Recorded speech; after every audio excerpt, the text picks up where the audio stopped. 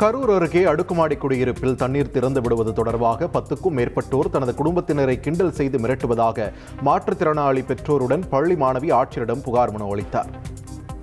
எங்கள் அப்பா ஒரு பிளாக்குக்கு தண்ணி ஏற்றி விட்டாருன்னா 7 நாளைக்கு அது தாங்கும். இவங்க ஒரே நாள் எப்படி காலி பண்ணுறாங்கன்னு தெரியல. ஆனால் தண்ணியை காலி பண்ணிடுறாங்க.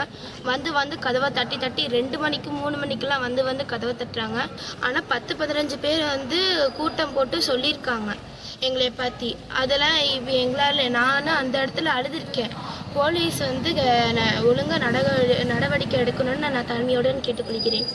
கதவை தட்டி எங்கள் வீட்டுக்கு தண்ணி வரல, எங்களுக்கு தண்ணி போட்டு விட்றீங்களா இல்லை உங்களை கொண்டுட்டுமா.